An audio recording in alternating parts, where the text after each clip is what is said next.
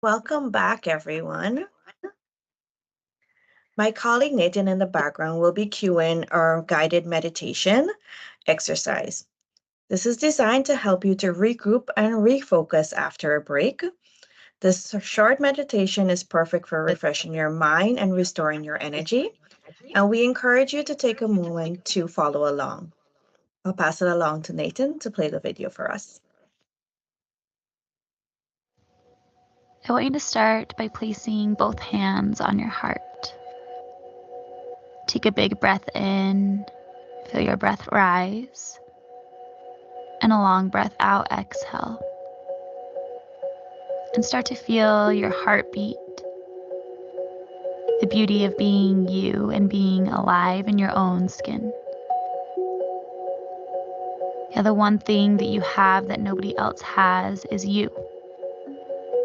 Your voice, your mind, your story, your vision. So live as only you can.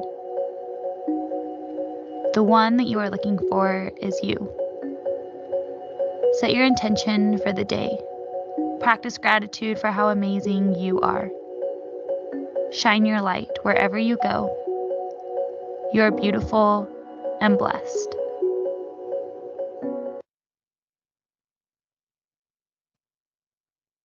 Thank you, Nathan.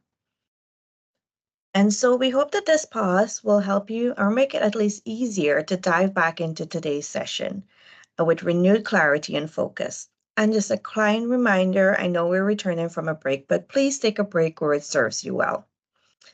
It is my pleasure to welcome Sarah Birch. Sarah is a Disability Employment Inclusion Specialist at Ontario Disability Employment Network, or ODEN. There's so many acronyms today, folks.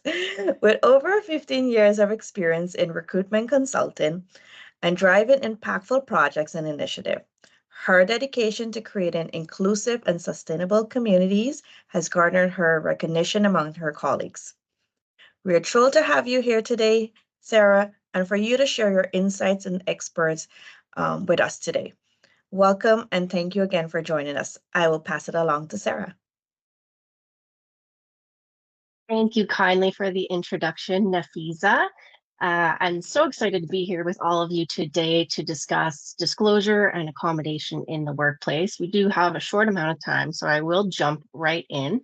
I also want to quickly mention, though, I am a little bit ill and may need to catch my breath every now and again, so thank you in advance for your patience. So I am going to provide a high-level overview of disclosure and accommodation, and largely through the Canadian landscape. But first, I just want to make an important note that ODEN, or the Ontario Disability Employment Network, ODEN for short, we do not provide the following information as legal advice.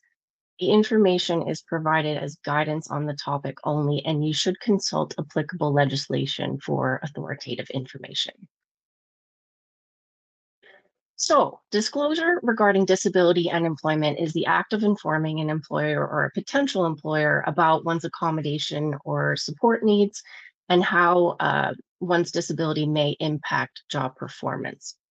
Now, disclosure can occur at various stages of the recruitment or employment cycle. It's important to note that if a person does decide to disclose to an employer, they do not have to reveal a diagnosis. It's also important to note that a person may choose to never disclose if there is little to no impact on their ability to perform job functions. Now, when it comes to disclosure of disability, just a few basics here. The decision to disclose a disability is a personal choice. It is one that is made by each individual job seeker or employee, and it's not a decision that can be forced. Also, we're all shaped by our own life experiences, and people with disabilities may hesitate to disclose based on maybe previous negative experiences, biases, stigma, and stereotyping that they may have faced, or a number of other reasons. How people choose to approach and navigate disclosure and accommodation discussions may also be impacted by other systems of exclusion, including racism, sexism, etc. Ultimately, it comes down to the job seeker's level of comfort, and it is their choice.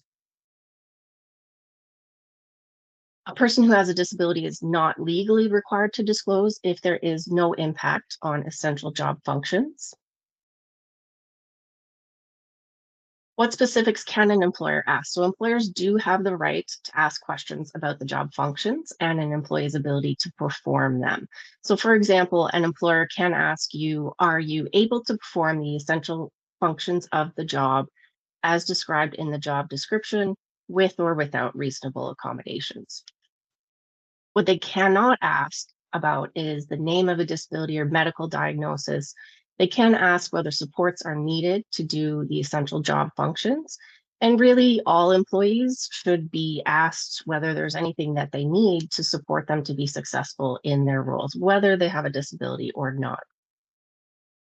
And then all information that is shared with an employer is confidential unless the employee chooses to share that information with others. Now, accommodations are any adjustment or modification to the workplace that allows an employee with a disability, or maybe even employees who may be returning to work due to illness or injury, just to better perform their job duties effectively and safely. So accommodations is really giving a qualified person the means to succeed. And accommodations are really an essential aspect of creating an inclusive and accessible workplace where individuals with disabilities can contribute their talents and skills fully. As with disclosure, accommodations may be implemented at or for various stages in the recruitment or the employment cycle, and they may change over time. So I'll be discussing the various stages at which a person may choose to disclose and discuss accommodation shortly. Employers do have a legal obligation to provide reasonable accommodations to employees as long as those accommodations do not impose undue hardship on the employer. Now, that undue hardship refers to a significant difficulty or expense that would fundamentally alter the nature of the business or create an unreasonable burden or cause health and safety concerns. So for example, if it would cost a small business millions of dollars, for example, that may be undue hardship, or bringing a service animal into a kitchen may present health and safety hardships. So employers are required to accommodate to the point of undue hardship, but that concept of undue hardship really varies a little depending on factors like the size and the nature of the organization, financial resources available, for example. So the burden of proof would be much larger for, say, TD Bank than it would be for mom and pop's general store. Accommodations can vary widely. They can range from minimal to complex. This is by no means an exhaustive list, but here are just some common examples. So physical accommodations, that involves, modifying the physical environment of the workplace, might involve things like installing ramps, elevators, or automatic door openers for individuals with mobility disabilities, for example. Technological accommodations involve providing assistive technology or software tools to help individuals with disabilities perform their jobs. This may include things like screen readers or speech-to-text software, for example. Work schedule accommodations involve modifying work hours or schedules, so maybe flexible work hours, remote work, or part-time work arrangements. Just a few more accommodation examples here. So job duty accommodations, that might involve modifying or adjusting the essential functions of a job, maybe reallocating certain tasks or responsibilities. Communication accommodations as well. Those involve providing alternative methods of communication for those who may have difficulty with traditional forms of communication. So for example, providing written materials in accessible formats, so maybe large print or braille, for example. And finally, training and support accommodations involve providing additional training, mentoring, support services, those types of things. Maybe includes job coaching through an employment service provider, March of Dimes Canada, for example, or even mentoring programs. But there are literally thousands of types and variations of accommodations that are by and large fairly simple to implement and inexpensive or have no cost whatsoever. But accommodations do need to be considered on a case-by-case basis. They are specific to each individual. We're not all impacted by disability in the same way. There's no universal approach to accommodation. And also keep in mind that many or most people who have a disability don't need an accommodation at all, or not a formal accommodation. So as I said, each person living with a disability is impacted differently, and accommodation is an individualized process. So not everyone who is deaf communicates using sign language. Not everyone who lives with ADHD needs extra time to complete tasks, and so on. Every employer may do things a little bit differently in terms of their approach to accommodation. However, the sort of typical steps to consider in the accommodation process are largely the same. So I'll just review those. Step one is really to recognize the need for accommodation. The duty to accommodate exists for disability-related needs that are known, obviously. We cannot accommodate that which we are unaware of.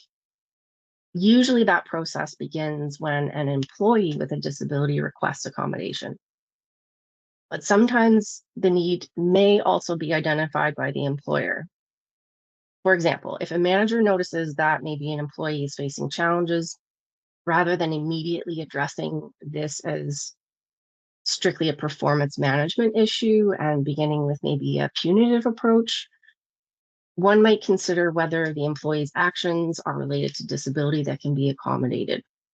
Some people have referred to this as the duty to inquire. So in these instances, though, the manager should discuss the availability of accommodation measures with the employee. That being said, very important to note here, it is not up to managers to be diagnosing employees or suggesting that they have a disability, and still should not be asking if someone has a disability. They should only be discussing the availability of accommodations. Step two would be to gather the relevant information and assess needs. So determine what job functions need to be accommodated. And this should be a collaborative process between employer, employee, union representative, if that's applicable, if you're working in a unionized environment. And sometimes external experts might be needed as well. And it may involve some experimentation, maybe partial implementation or additional training. Now, the employee should be an active participant in this step. They should provide input about what might be most effective. Usually we know best what works for us. Simply ask the person, or as we say at Odin, ATP, which is simply the acronym for ask the person. Because often the individual knows what is available, what works for them. They may already be proficient in using certain accommodations or will already know what doesn't work for them. They may have tried a particular assistive technology that did not work for them in the past, and so then that can be avoided. But also, not everyone who would benefit from an accommodation even knows what would be most beneficial for them. Some folks are not even aware of accommodations or how they are beneficial. And sometimes we actually need to start a job to see what the job entails before we can know what we need in terms of accommodation. And there are also self-directed tools that may help identify possible accommodations that maybe the employee or employer has not considered, such as JDAPT, as Dr. Gignac told us all about. I am always referring to that tool when I am out training employers in disability awareness and competence. Step three is to write a formal individual accommodation plan. So once an accommodation is decided, the details of that plan should be formally documented. The types of accommodations, any actions to be taken and by whom, reviews, modifications to the plan, etc. If you're curious about what an accommodation plan might look like, there are sample accommodation plans and process templates available online, and a link will be provided at the end of this presentation to one of those. Step 4 is to implement, monitor, and review individual accommodation plans. So a plan should be implemented as soon as possible once the employee and employer have both accepted it. And then both parties should really be monitoring and reviewing that plan regularly, just to make sure, the accommodations are appropriate and effective. Ideally, formal reviews of the plan should be happening on a regular basis or on a regular schedule. And also, if the employee's work location changes, the nature of the work changes, or the nature of the disability changes as well. And then if at any time the accommodation is no longer appropriate or no longer effective, basically the employee and employer can work together to gather that information again, reassess the employee's needs to find the best accommodation measure. So you're basically going back to step 2. Both employers and employees have roles to play in this process of accommodation. So employers are ideally making employees and potential employees, aware that accommodations can and will be provided if necessary, as well as the process for requesting them. This can be done in job postings, on their website, during interviews, when a job offer is made, or through sort of regular or scheduled internal communications. Further employer responsibilities include accepting an employee's accommodation request in good faith, so taking the request seriously and assuming the individual has a legitimate need for the accommodation. Recording every accommodation request and any actions taken. It's important to document for a number of reasons, for both employer and employee, accountability being one of those reasons.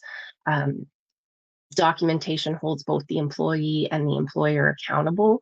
It outlines the agreed upon accommodations and the responsibilities of both parties. And it also facilitates sort of tracking the process of the accommodation, the progress, and monitoring whether it's effective. The employer should also be collaborating with the employee to find the best accommodation. As I've mentioned, it is a collaborative process. I mentioned this one previously, confidentiality must be upheld. An employer should request only the functional capacity information that is required to determine an appropriate accommodation. An employer does not need to know a specific diagnosis, family medical history, or treatment details, for example. There are sort of exceptions, as Dr. Gignac talked about, safety concerns, for example. So if you have to take a medication to prevent seizures while you're working on, the floor of a manufacturing plant or something, those types of things may need to be revealed. Seek expert opinions where needed and investigate alternative accommodations. So there are a lot of different places to turn for this, and can include consulting with experts like the Canadian Council on Rehabilitation and Work, or the more self-directed approaches like the JDAPT tool. Another one I usually reference is the Job Accommodation Network, or JAN for short. They have an A to Z listing of disabilities and accommodations, and a link will also be provided for that at the end of my presentation today. And employers should also be providing accommodations in a timely manner. The sooner the employee has what they need in place to be successful in their roles or in the recruitment process, the better for both employer and employee. And then in terms of the employee, so the needs of the employee with a disability are obviously central to the accommodation process. To ensure these needs are being met, what an employee can do is inform the employer about the need for an accommodation, This may be done, as I've said, at different stages through recruitment or employment for a variety of reasons. Provide details about relevant restrictions. So again, not required to disclose a diagnosis though. Collaborate with the employer to find the appropriate accommodation. Participate in the development of an individual accommodation plan. So not simply expecting the employer to figure it all out for you. And also work with the employer, again, to monitor and evaluate the accommodation and make any adjustments as necessary. Again, disclosure can happen at any point of the employment life cycle. It is a personal choice. As Dr. Gignac said, there's no right answer really as to when to disclose. There are different views within HR, but again, it's a personal choice. There are opportunities and challenges to consider at each stage, and only the job seeker can really determine what feels right and best for them. So I'm just going to review some of these opportunities and challenges for each of these unique sort of stages.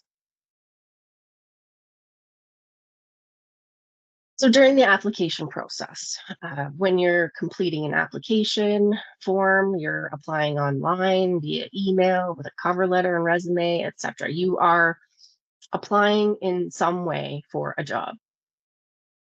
If you're applying online, you may see a diversity survey where you can voluntarily disclose a disability, though those should be voluntary with the option to skip that step. You may also choose to make a statement on a cover letter regarding a disability, or perhaps note on your resume or a related activity. For example, stating on your cover letter, I'm excited to apply for this position. I would like to disclose that I have a disability. To ensure my ability to excel in this role, I may require accommodations such as speech-to-text software, as an example. So as with each stage that I'm going to discuss, there are potential opportunities and challenges with disclosure. And some of these opportunities and challenges actually apply to more than one stage or more than one of my slides. But the opportunities with disclosing at this stage, so during the application process, disclosing a disability at the outset allows individuals to proactively discuss and plan their accommodation needs with the employer from the very beginning. This can facilitate sort of early planning and implementation of accommodations, which is great. It helps in ensuring that the individual can perform the job duties effectively from the very start with sort of fewer disability-related challenges or barriers. By disclosing and requesting accommodations up front, this can also be seen as an individual's ability to demonstrate their proactivity, self-awareness, and willingness to advocate for their needs, which can reflect positively on their candidacy and may enhance their perceived suitability for the role. However, I also want to say that not doing so does not produce the opposite effect. So this is simply a potential opportunity. And the organization may have an intentional disability inclusive hiring focus or a program, and they may be more likely to reach out to a job seeker who self-discloses at this stage. Now, one of the primary challenges of disclosing a disability during any stage really is the fear of discrimination or bias from employers. Despite legal protections that we have, people may worry about being unfairly judged or overlooked for employment opportunities due to their disability. And again, this is something that you really need to decide for yourself. Though we are making strides in furthering disability inclusion in employment, it can and does still happen. Individuals with disability may still encounter bias or negative perceptions from employers or potential employers. Disclosing a disability upfront may lead to negative assumptions about abilities or suitability for the role. Something else to consider as a potential challenge is that a job application or a resume and cover letter has limited space to describe your abilities and doesn't allow you to address concerns if any should arise. And then if you're not selected for an interview after disclosing a disability on a job application, you may be inclined to question if the disclosure played a role in that. And without being overtly told that was the reason, it would be very difficult to know for certain. And I just want to say, these are not things that happen for certain. These are potential opportunities and potential challenges with each of these stages. Another stage at which disclosure can occur is when an employer contacts you to schedule an interview. So at this point, the employer is already interested in you. Otherwise, they wouldn't be reaching out to you. So disclosing at this stage presents an opportunity to request any accommodations required for the interview to ensure that it is accessible and inclusive, and you're fully able to present yourself and your abilities and your skills. Disclosing at this stage is also an opportunity to present yourself as someone with a number of important skills, such as being a person who communicates openly, effectively, and assertively in professional settings. So it may signal to someone that you are a person who is able to sort of navigate challenges effectively and find the solutions that are necessary. Though again, not disclosing at this stage does not mean that the opposite is true. Some challenges here: fear of bias, again, is one of the primary challenges of disclosing a disability at any stage. That fear of being unfairly judged or overlooked due to disability is a very real fear. And disclosing here may also require candidates to navigate somewhat difficult conversations about their accommodation needs. It's very common to worry about how to broach the topic effectively and advocate for your needs without negatively impacting candidacy. Another challenge might be an employer might develop preconceived ideas about the job seeker and their disability before they've had a chance to really discuss their skills and abilities. Again, overall, the decision to disclose during this or any other stage involves weighing sort of potential benefits against the risks and the concerns. It's really essential for each individual with a disability to carefully consider their own comfort level and the specific circumstances of the job opportunity before making a decision about disclosure. When we look at opportunities and challenges at disclosing during the interview, some opportunities include real-time discussions. So it provides the candidate with the opportunity to showcase themselves, their skills, their abilities, why they're the best fit for the position, while also addressing accommodation needs that will allow for success on the job. It's an opportunity to allow candidates to showcase their adaptability and resilience in navigating challenges. Candidates can share examples of how they've successfully managed their disability in previous work or academic settings, highlighting the ability to overcome any obstacles or challenges or barriers and perform at a high level. And then if the employer has any questions or concerns, this is a real-time opportunity to address those.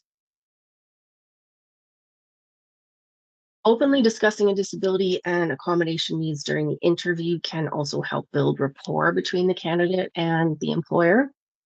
So it demonstrates or can demonstrate the candidate's honesty, transparency, and commitment to finding mutually beneficial solutions. And that can positively impact the interviewer's perception of the candidate. Though I want to say again, not disclosing at this stage does not mean that the opposite is true, like that you are dishonest or you're hiding things. A challenge here is really the reaction of others. At this stage, we do already know the employer is interested in us as a potential employee. Otherwise, we would not be here. But we can never predict how someone is going to feel, think, react. So you want to ensure that the main focus of the interview remains on your ability to succeed in the role and perform the tasks required, and not focused solely on potential issues. So you've applied, you've gone through the interview process, now comes a job offer. Great. It's what we all aim for. And maybe this is when you decide to disclose. Opportunities here can include that it provides an opportunity to ensure both parties have a clear understanding of the accommodations that are required and can make appropriate arrangements before the start of employment. As I mentioned earlier, this should ideally lead to fewer, disability-related challenges when starting a position. And then that should ideally decrease stress that a person may have around performance when the job begins. Because if we know that we would be most successful with a particular accommodation and we do not ask for it, that then is an additional stress on top of the average stress that may come with starting and learning a new role. One challenge here is that disclosure at this stage may cause concern over the impact on the ability to negotiate salary, benefits, or other terms of employment. How do I broach the topic effectively and advocate for my needs without negatively impacting my job offer? Another potential challenge with waiting to this stage before disclosing is that the employer may think they should have been informed earlier. However, again, disclosure and its timing, very personal decisions for each individual job seeker, potential employee to make.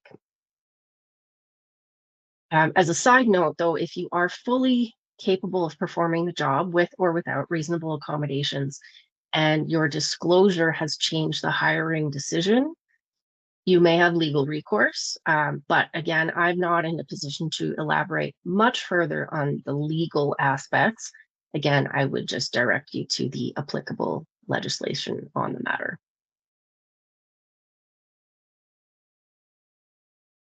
Opportunities when the job begins, when you disclose, when you start the job. So after you've begun employment, there's an opportunity then to understand the job tasks, the functions, environment, tools, processes, all of that, and assess whether accommodations would be helpful. Sometimes we don't know what we don't know and may not realize we would even benefit from an accommodation until we know what is really fully required of the role. We can also, we talked about this in the previous stage, but by disclosing here, when the job begins, both parties can also have a clearer understanding of the accommodations required and can make appropriate arrangements. And further, disclosing a disability contributes to creating an inclusive workplace culture where employees, feel comfortable discussing their needs, bringing their whole selves to work. And this is really true of disclosure at most any stage of the employment cycle. Challenges here, again, the employer may believe disclosure should have happened at an earlier stage, or they may have been, quote unquote, misled. And here we also have that fear of stigma or discrimination. Again, it's a big one and can be difficult to navigate. So you may worry about how that disclosure will impact relationships with colleagues and supervisors, maybe even clients, etc. You may not choose to disclose a disability until a moment when maybe you feel you have to, such as when you encounter difficulties at work as a direct result, maybe, of your disability and lack of proper accommodation. Again, you never have to disclose, but if your performance is being negatively affected as a result of not having those appropriate accommodations in place, because your employer doesn't even know you would benefit from them, then you may face punitive actions for not meeting the job requirements, such as worst case scenario being terminated. Not because you have a disability, but because you're not meeting the job requirements. So disclosing at this stage can open up opportunities to receive support from others, colleagues, managers, etc. By disclosing specific challenges individuals might engage in some problem-solving discussions with their employers or maybe colleagues, and that can lead to some creative solutions and accommodations that might be tailored to the individual's needs.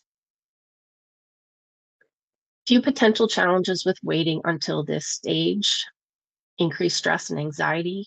So, dealing with a workplace challenge without disclosing a disability can be stressful and anxiety-inducing. You might worry about how your coworkers or supervisors will react, whether you'll be perceived as less capable, etc. Could lead to, by not disclosing a disability proactively, you might miss out on opportunities for support and accommodations that would have otherwise helped you navigate some workplace challenges.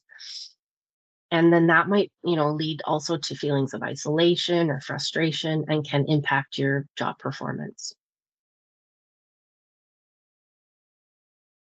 And undermining trust and communication. So failing to disclose until a challenge arises may undermine trust and communication in the workplaces. Coworkers and supervisors might feel caught off guard by a sudden disclosure and may question a person's honesty or transparency. Again, that's not to say you are a dishonest person, just only that others may perceive it that way. Just 2 more slides. So you may choose to never disclose for a number of reasons that I've mentioned, or also because maybe the environment and systems are just fully accessible already. But some opportunities at this stage can include, avoiding stigma and bias by not disclosing. You're avoiding these things, which can help individuals maintain their privacy and protect themselves from negative perceptions or treatment based on disability. And by not disclosing, individuals can focus on showcasing their abilities, skills, qualifications, etc., and not, being defined by disability. Never disclosing also means accommodations will not be made, and that may impact your work experience. So you may struggle to perform job duties effectively and experience barriers to success and career advancement even.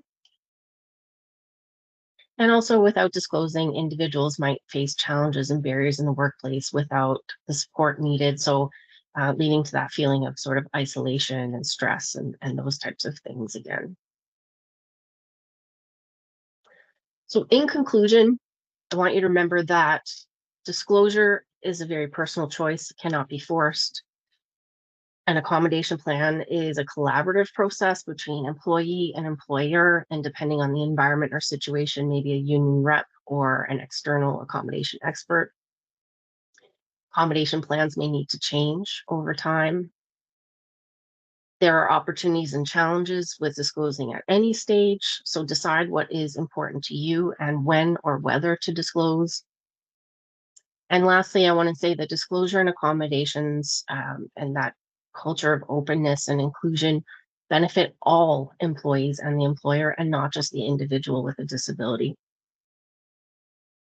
It leads to increased productivity and innovation, and that's a whole other presentation that I could do, but I am out of time for today. So that brings me to the end of my presentation. So I want to thank you all so much for your time and your attention today. I wish you all the best in your future disclosure and accommodation discussions, conversations, planning, whether your own or someone else's. So on screen now are just a few of the resources I mentioned today, as well as some contact information for myself and Odin. And I understand we'll now move into some questions. Thank you, Sarah. And so folks know the link again is posted in the chat where you can access Sarah's presentation or Dr. Monique's presentation also that you viewed earlier. And Sarah, I don't know if you were able to see this as you were presenting, but there were hearts and claps. And so I just want you to know, it's always like the silence when you're presenting, right? And it's like this herbalist that you're talking to. But we were all here. I made some notes, as I always do, if there's Great. any returners here, they know I'm always jotting down some gems.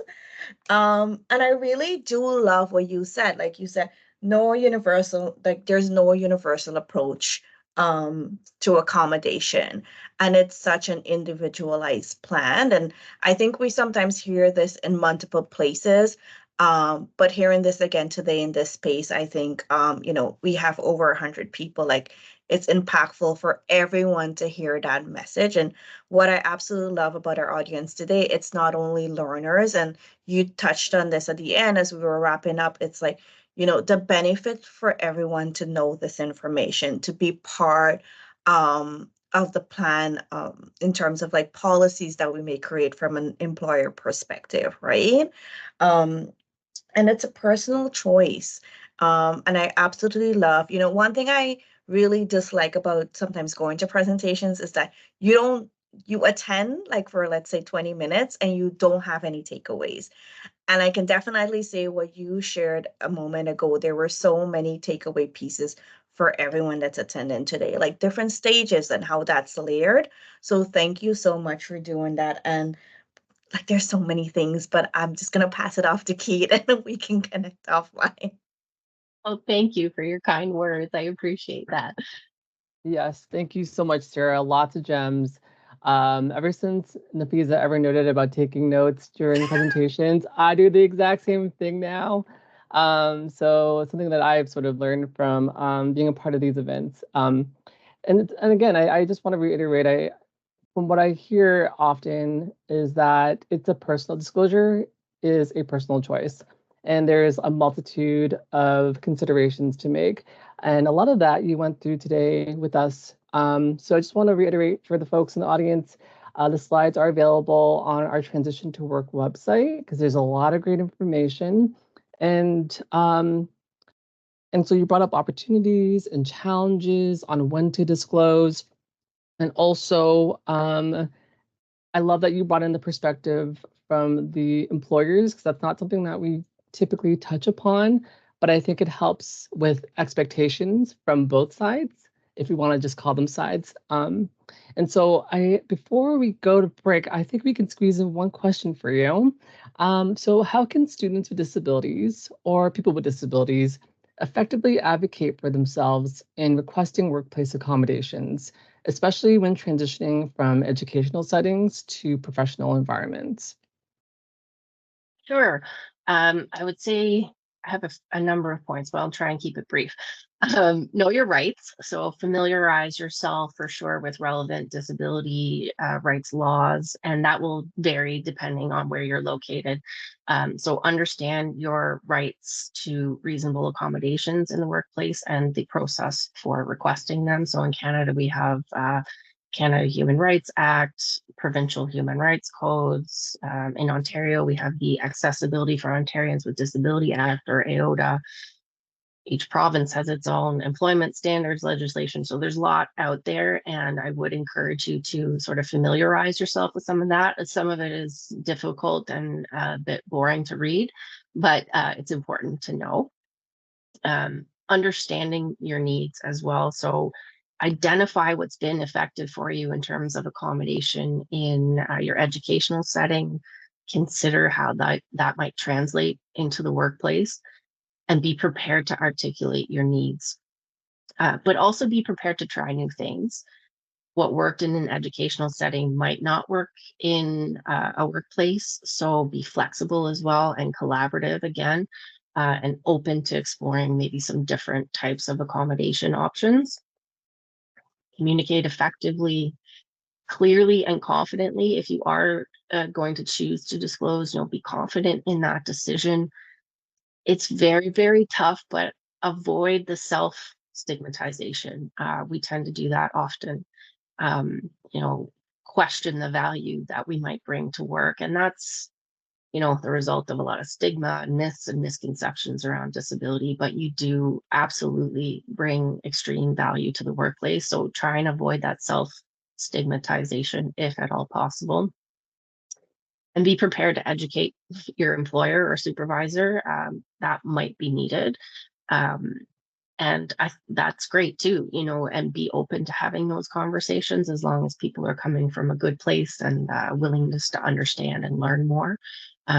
Help them to understand and learn more. And know when to seek help as well. So if you counter any resistance or challenges or anything along the way in securing accommodations, know when to seek help from disability rights organizations, legal experts, or advocacy resources. So there are resources out there to provide guidance and support along the way. Perfect. Thank you so much, Sarah.